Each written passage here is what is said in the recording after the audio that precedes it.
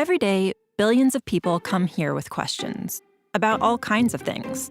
Sometimes we even get questions about Google search itself, like how this whole thing actually works.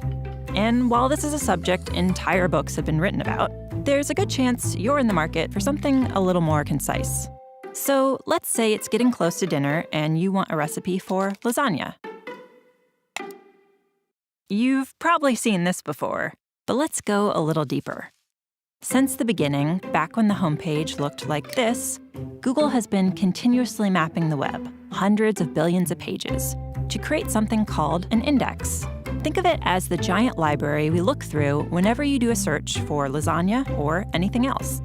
Now, the word lasagna shows up a lot on the web. Pages about the history of lasagna, articles by scientists whose last name happened to be lasagna, stuff other people might be looking for. But if you're hungry, randomly clicking through millions of links is no fun. This is where Google's ranking algorithms come into play. First, they try to understand what you're looking for, so they can be helpful even if you don't know exactly the right words to use or if your spelling is a little off. Then they sift through millions of possible matches in the index and automatically assemble a page that tries to put the most relevant information up top for you to choose from. Okay, now we have some results. But how did the algorithms actually decide what made it onto the first page? There are hundreds of factors that go into ranking search results, so let's talk about a few of them. You may already know that pages containing the words you search for are more likely to end up at the top. No surprise there. But the location of those words, like in the page's title or in an image's caption, those are factors too. There's a lot more to ranking than just words. Back when Google got started, we looked at how pages link to each other to better understand what pages were about and how important and trustworthy they seemed. Today, linking is still an important factor.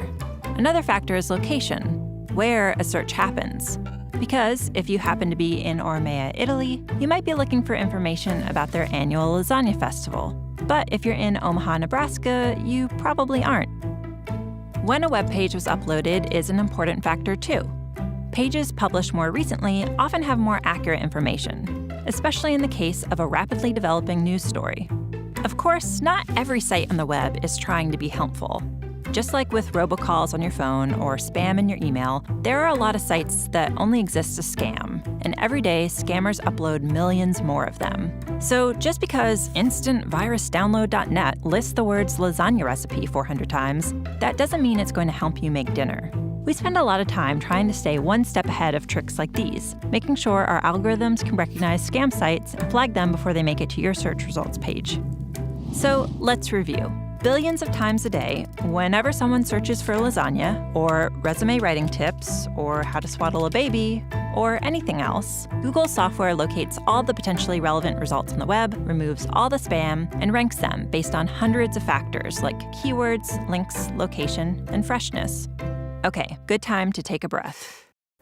This last part is about how we make changes to search, and it's important. Since 1998, when Google went online, people seem to have found our results pretty helpful. But the web is always changing, and people are always searching for new things. In fact, 1 in every 7 searches is for something that's never been typed into the search box before, by anyone, ever.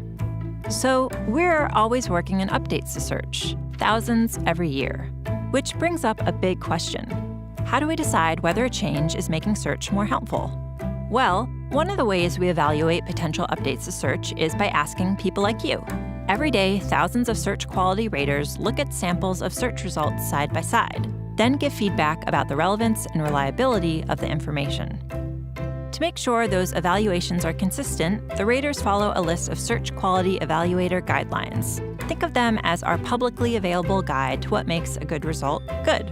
Oh, and one last thing to remember. We use responses from raters to evaluate changes, but they don't directly impact how search results are ranked. So there you have it. Every time you click search, our algorithms are analyzing the meaning of the words in your search, matching them to the content on the web, understanding what content is most likely to be helpful and reliable, and then automatically putting it all together in a neatly organized page designed to get you the info you need. All in, 0.81 seconds? Wow. Anyone else ready for dinner? Interested in learning more? We've got a whole website dedicated to how search works. Just click right here. Want to read the search quality rater guidelines for yourself? Click right here.